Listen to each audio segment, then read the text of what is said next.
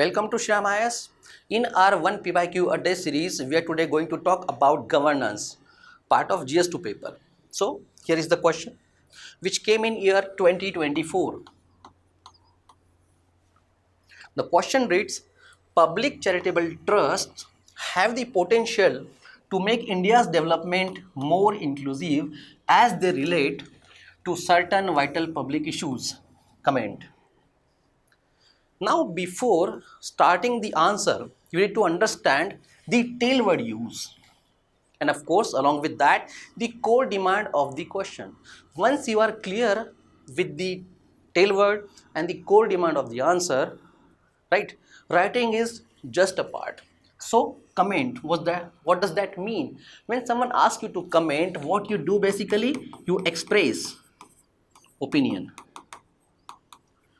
When I say opinion, understand this is a UPSC paper and we are the aspirants. So this opinion should be logical, supported by evidence. When I say evidence, it's examples, right? Along with that, understand, when someone asks you to comment or maybe give your opinion, there are a multitude of thoughts, and when someone gives opinion will either go in support of anything or against. Particularly in this context, about the statement that the trust have potential to make the development more inclusive. So in the body part, either you're going to support the statement or you're not going to support it. But basically it's a UPSC question, we have to have a balanced approach. So we are going to give points for both these aspects, right? Now come to the question part. This is the tailword. Here, public charitable trust. Public, we understand, we're talking about a citizen. Charity, what is meant by charity? Giving voluntarily, correct? Trust, what is trust in Indian context? It's a legal establishment.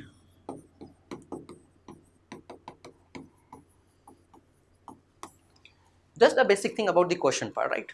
Now another part, it's talking about its potential to make development more inclusive. Here, more, it do reflect that government is already working towards the inclusive development, but with the support, right, of this public charitable trust, the efforts will be consolidated. Why? Because these trusts actually relate to the certain vital public issues. That is the whole understanding, right? So let's talk about the introduction.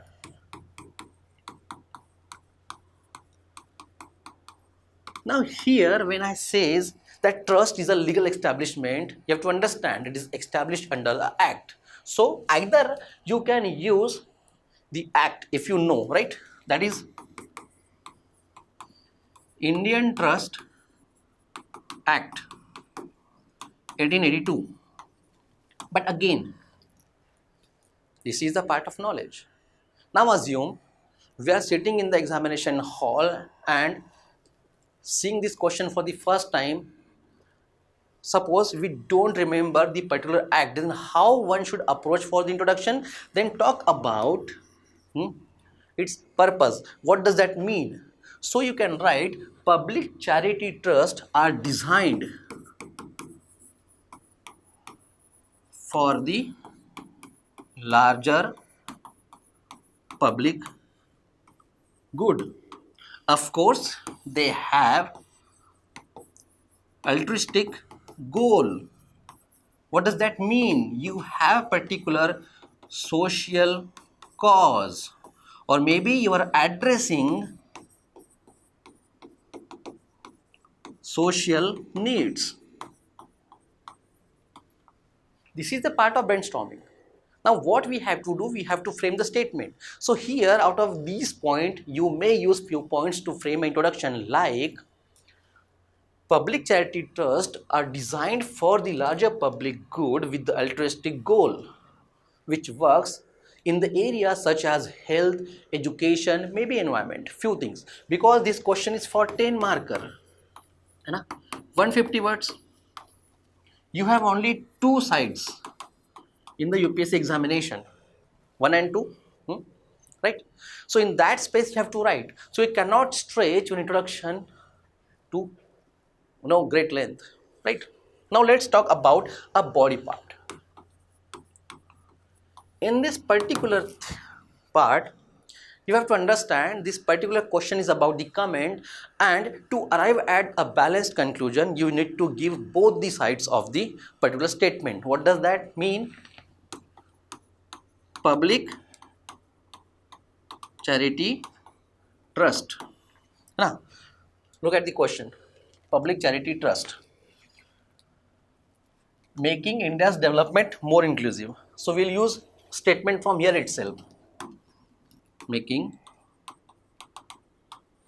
development more inclusive.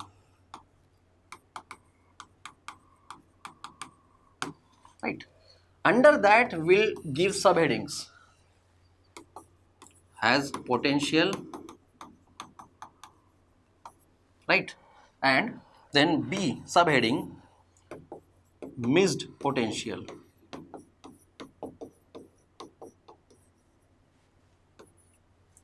Now understand why I am using such subheadings where I am writing has potential and missed potential. It's asking have the potential to make growth inclusive, more inclusive, right?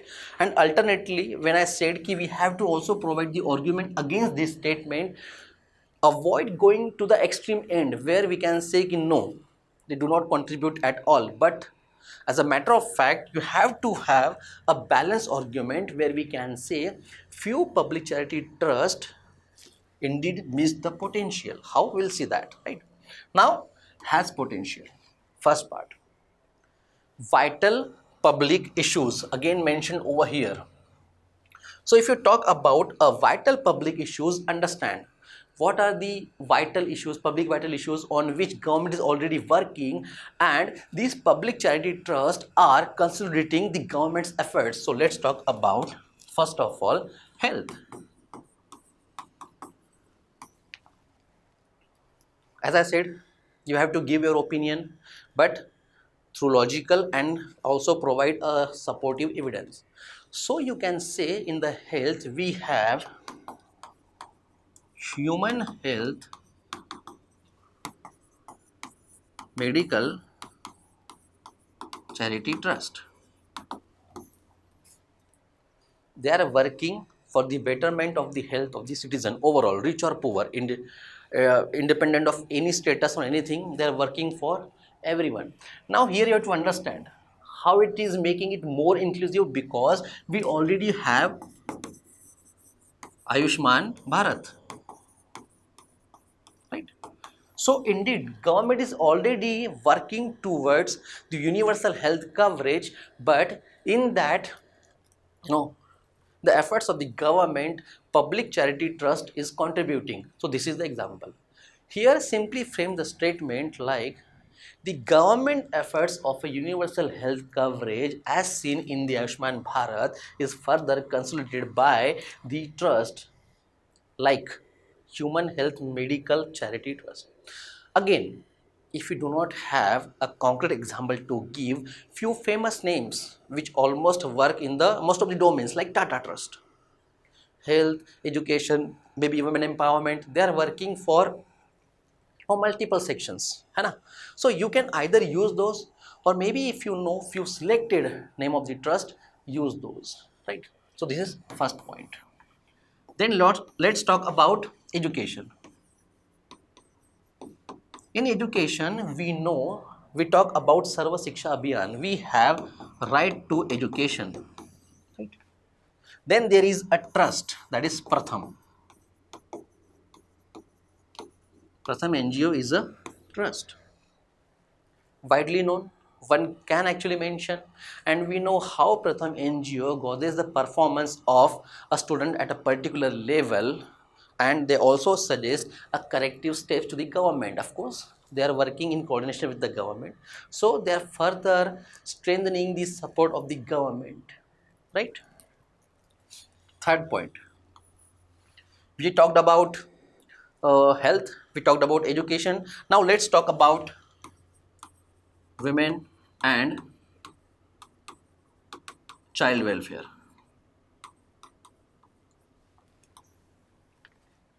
Because statement framing is not tough.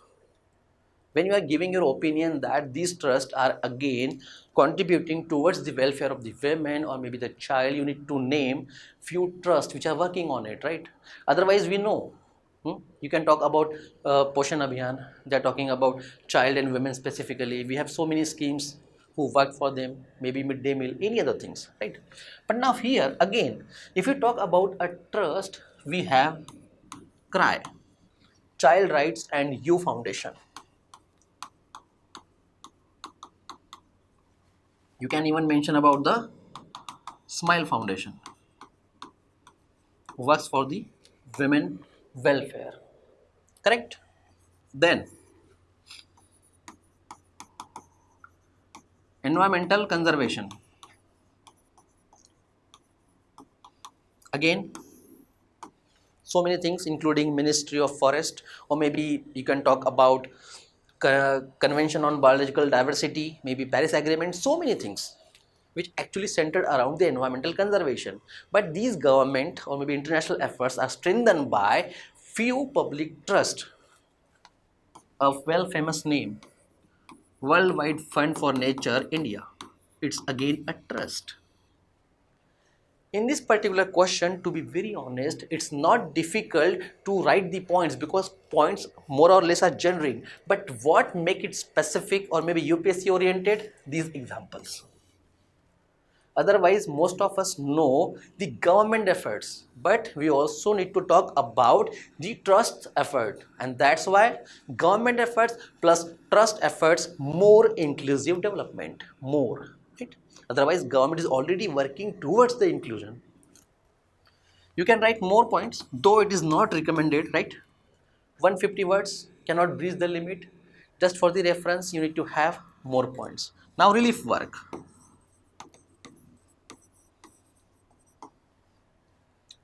We have National Disaster Force, we have NDMA, National Disaster Management Authority as well, right? They work for the relief work. But beyond that, we have a trust. Name Gunj Foundation, right? You can talk about cultural conservation, right? We have ASI, but with the public charitable trust, you can write few names like Sanskriti Foundation. So of course you cannot write the 6 point, even 4 points are sufficient to convey that yes, public charity trust have potential, because we are talking about the government who is already working in these particular areas plus the efforts of the foundation, both combinedly bringing more inclusive development. Of course, how? Because if look, out of pocket expenditure is reducing in the health, ultimately will bring inclusion in the society. Why? They have more disposable income. है ना? Inclusion means what? Opportunity, equal opportunity to all section of the society, right? Then let's talk about other part of the question, missed opportunity.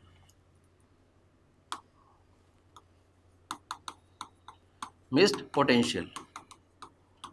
Now understand why I'm writing missed potential, because this is not the case where each and every public charity trust have the issues and they are not contributing towards the inclusive development, right? So have that argument a balanced one. So I'm writing a missed potential where I can write again few points where I can mention first that corporate behavior.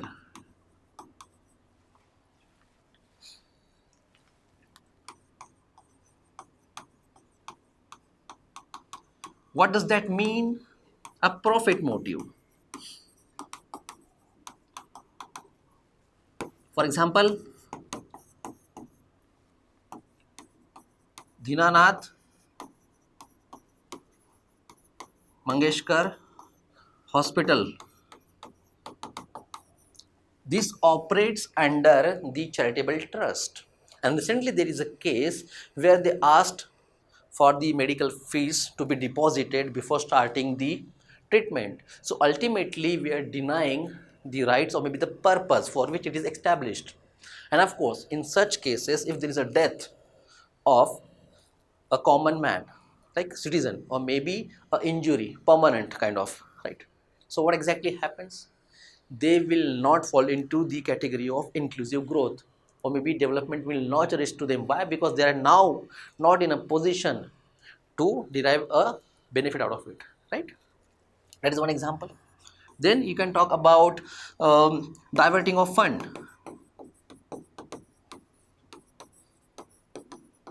Of course, you talks about diverting of fund. It means the funds actually is coming for a specific purpose, but that fund is not being used for the purpose mentioned. Like if there is a foundation, trust, which is there for the betterment of the village areas by building some infrastructure, but that fund is being diverted for the personal gains, so now that population won't be getting that benefit. Then FCRA violation, Foreign Contribution Regulation Act. Again, when there is a violation will be diverting of funds, understand that impacts into a corruption, and corruption is a factor which restrict a development to reach to each and every section of the society somewhere. And that's how you can actually comment with the help of few examples. Again, 10 marker questions, so have the limitations over the thought. Why? Because you don't have much space, and of course you do not have much word limit to write so many things. Of course you cannot write 6 plus 3 9 points for the one answer, so manage accordingly. Anyway, how I told you these points, these are actually arranged in a prioritized manner, correct? After that, conclusion.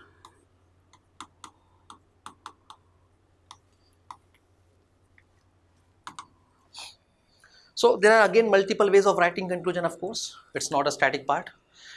As I said, government efforts plus trust. What they both do? Consolidate efforts. What happened with this? More inclusive development. You may call it simply summarizing the things.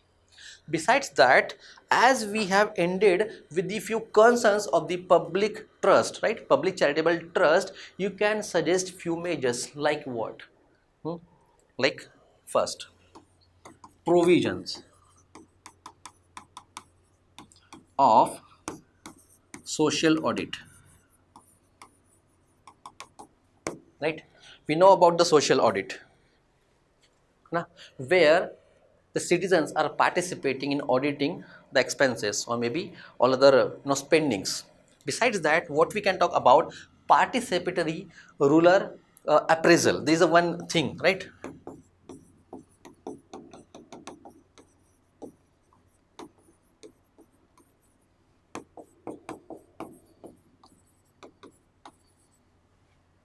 Now what is meant by participatory rural appraisal?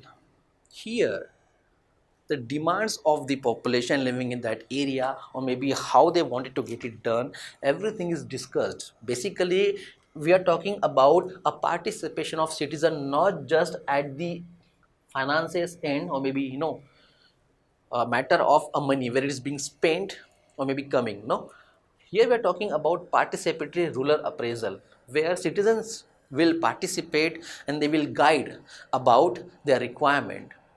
What is happening in reality, we are adopting rapid rural appraisal, where the trust is deciding or maybe some outsider is deciding the requirement of the population, and accordingly they are conducting everything. Now here one may argue that we may even give some suggestions in the form of novelty. Look, there is always a scope of using novelty, maybe just a diagram in any format where we can use terms like measures. This is additional part.